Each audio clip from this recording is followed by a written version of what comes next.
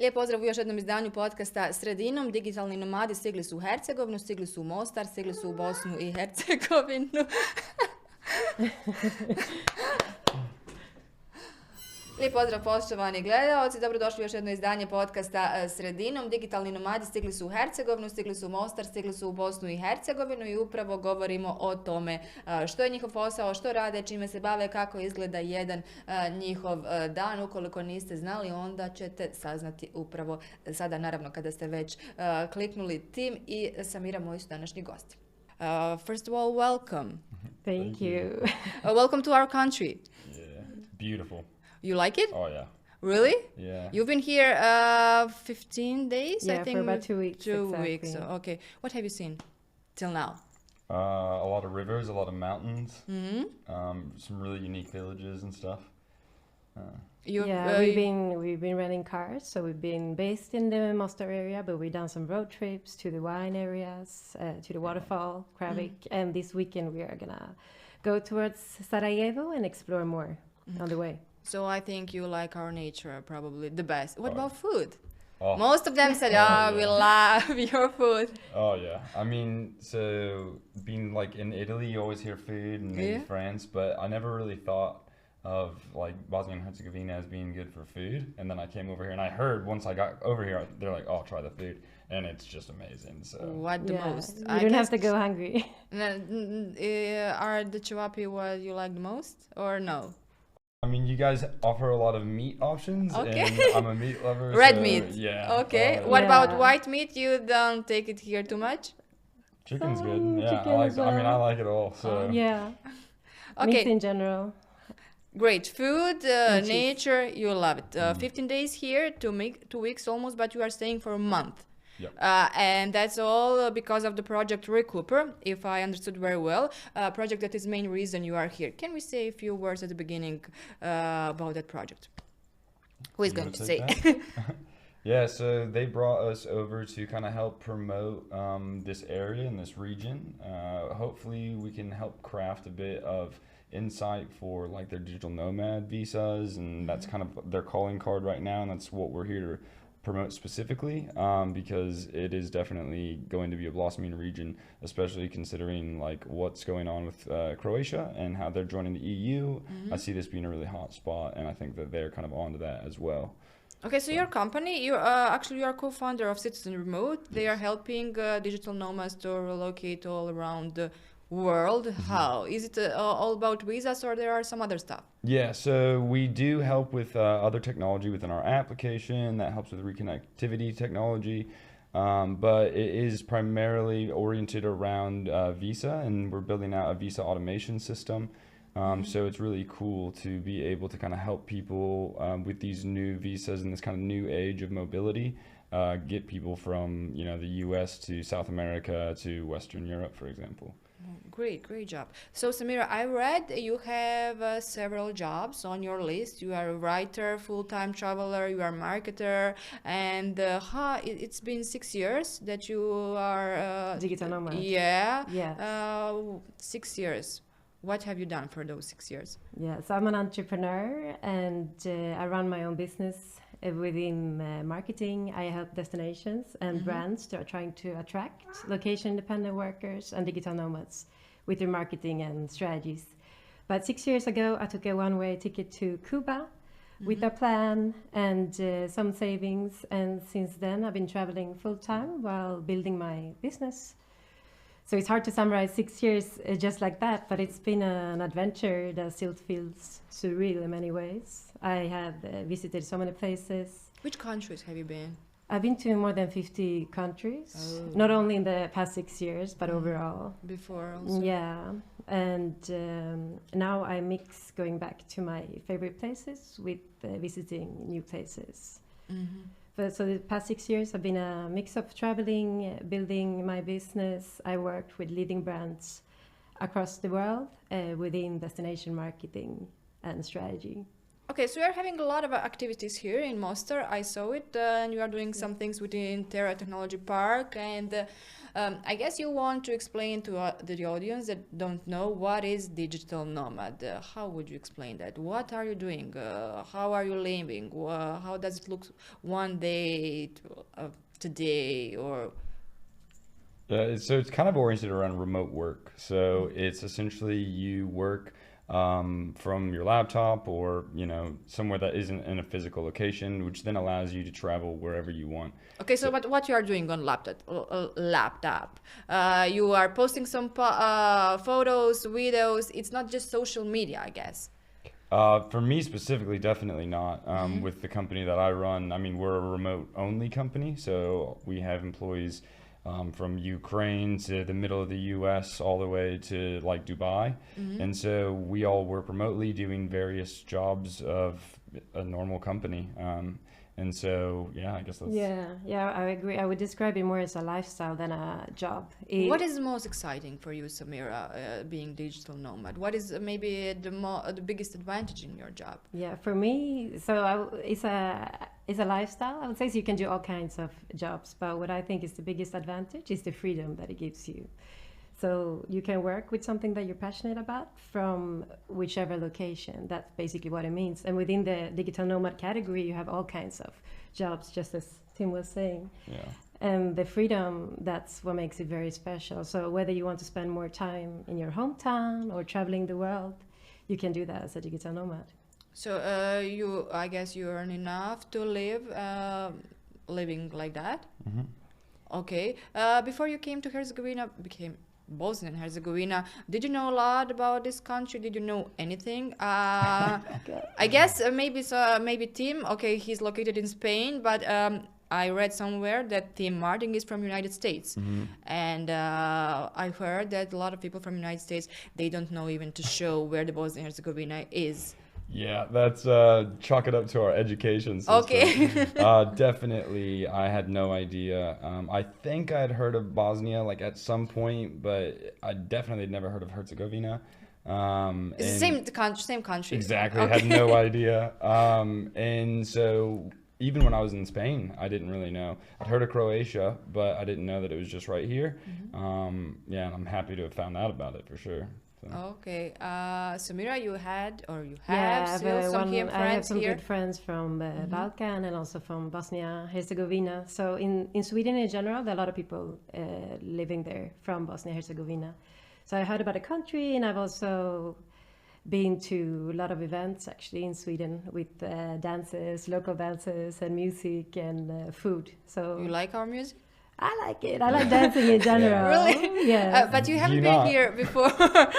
We have not been here before. It's the first time. Okay, yeah, there is a Bosnian Herzegovina community in Sweden. I think it's pretty big. Yeah, there are a lot of events. Everything from cruises to big events taking place in the capital. So I've been to a few of those. Okay, then you need to bring Tim to see that. Yeah.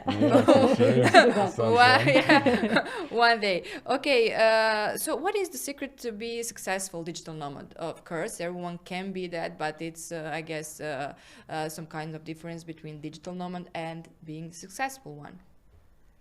What do you think, Tim? Yeah, well, then we'll ask Samira. Yeah, so I guess as Samira said, it is a lifestyle. So like how you define a successful digital nomad, can vary from person to person. I think, the first factor is get a remote job that allows you to travel, and then the rest is up to you. But, securing that remote job that allows you to have enough income, and then I guess security within that company is going to be the main things, and then anyone can be a nomad. Okay, so what can be a remote job? I would say one of the stereotypes is that there are only certain jobs that go into that category. But what I've learned over the past years is that you can do almost anything remotely. The few exceptions will be when you have to be there in person if you're gonna, naturally work with health services or something like that. Some of them might be limited by you actually showing up in person. But apart from that, the biggest difference is that you do the meetings online. Which so you are all the time on the Zoom? Oh yeah, all the time. So Corona did nothing to you, I guess, because we were all online and Zooming during the Corona, but that was so natural for you, I guess, before you were doing that before. the way of working was natural. A lot of big differences. You had to, you learned a lot during that time, anyways. Okay, how was your job during the coronavirus?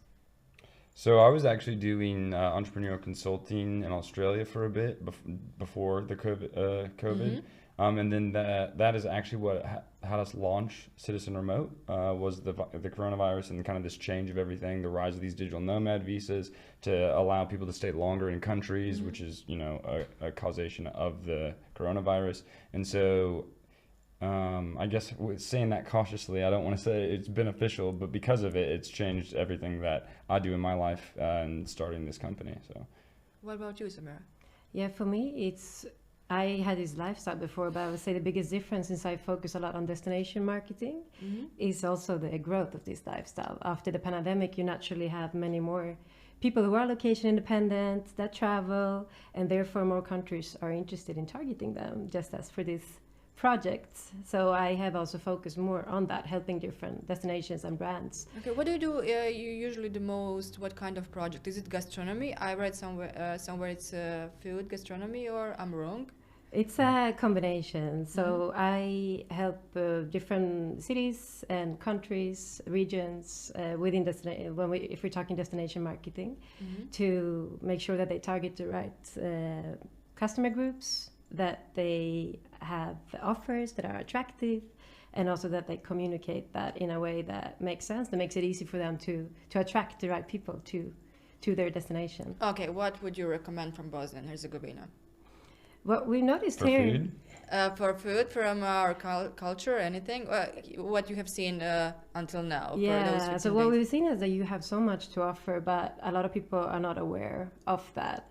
So it's really about packaging what you have when it comes to... We are not doing a really good job in promoting it, I guess. What we should do? I don't know. I mean, I hadn't even heard of it really, so maybe not. So we are not doing definitely if you haven't heard it. Yeah. A lot of people are not aware. It seems like you have a lot of initiatives within the country, so it's more about getting the word out, also tracking down, making sure that you know who you want, what kind of people you would like to attract here, and then create specific offers for those groups and start to show the world what you have, because you have amazing resources and reasons for coming here, such as the nature, the culture, the food, and all of this that we have. Rafting, fly fishing, skiing, like mountain biking. I mean, there's so much, especially activities that you can do. So like adventure sports. You guys have the diving thing here in Mostar for Red Bull. We have it in September, I think it's in September, so that alone would bring in a huge community that isn't really, it's kind of unique for Europe, because most of the places you go in Europe, you know,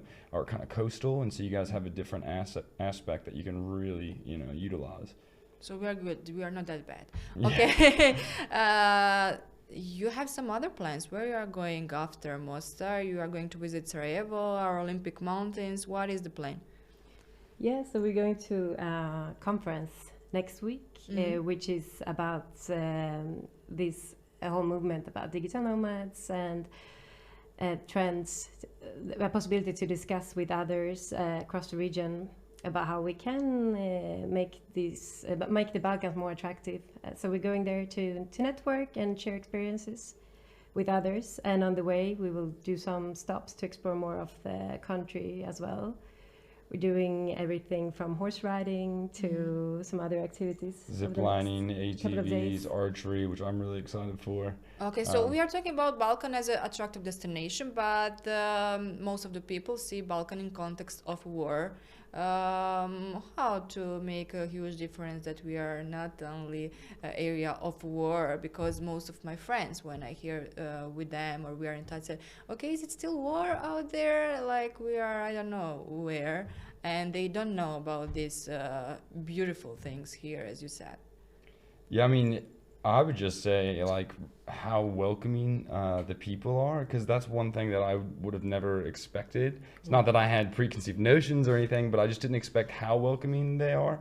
So I come from the Midwest, and we're known for being like welcoming and inviting and kind. And but not similar like here, or? No, but like, yeah, like you guys are incredibly kind, welcoming, open, really like bilingual as well. So like I'll be in a bar or something the other night, and people would just come up and start chatting with me in English, and I was like, well, hello. Like, you were surprised? I was very surprised. Yeah, because Okay, I in live in Sweden, Spain. everyone is speaking Not a thing. English also. In Yeah. Spain, they don't like English. They definitely won't come up and speak English with you at a Yeah. bar. I'll just say that. They just want to force their own languages, just like Italians, I think. Yeah. They do the same. But I think to add to what you were saying, what you need, what would be good to see is all about education, like showing people what you have, because I think many people are still thinking about the past because they might have heard things or have relatives who've spoken about what your history and everything that has happened here, and not everyone is aware of all the change that is taking place right now. You have so many exciting initiatives, you have a growing entrepreneur community, you have a lot of people around the country who are very passionate about driving change. So it's about sharing that with other people through marketing, through content, through collaborations, international collaborations. Okay, but what is your next step after our country? Where you are going? Where are you packing your things and you are going? Do you I'm know? just going back to Spain, and I'm Okay. going to keep working on my startup. So And what about Samira? You are going somewhere? I'm going to Italy for a while, and then I will go back to Latin America. I usually spend about 6 to 8 months there every year. You're going to Latin America, half a year? Yeah, about half a year. Oh, Yeah. okay, great. So do you have any kind of message for those one who are maybe suspicious about being digital nomad in the future? What would you say for them? you can start. Yes, I would say that digital nomad is a very broad term and everyone has their own definitions, but what it means in the end is that you're able to work from anywhere, and there are so many different types of people within that category. So if you're interested in the lifestyle, what it really means is that you're able to What do you need the design. most to be a digital nomad? Is it just equipment, good equipment? A laptop and an internet connection, Okay, good laptop, or it's some average as one? long as it connects to the internet. So, And I would also add some discipline and effort. yeah, yeah, To be absolutely. able, because it's not like you're just traveling around with your laptop, you're actually doing a job. So you will be often in places where there are a lot of temptations, you know, you can go out, you will be in places where people spend their holidays sometimes. So be able to stay disciplined and actually work on your business I guess, at the same time while you're living your best life.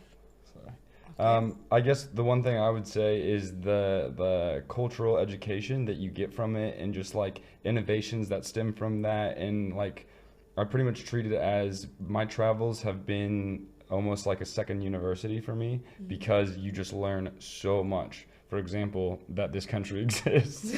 But Which you I didn't mean, know before. But yeah, I mean, and that comes, and there's so much benefits, not only how you view the rest of the world, but then how you can turn around and view your own country in a different light.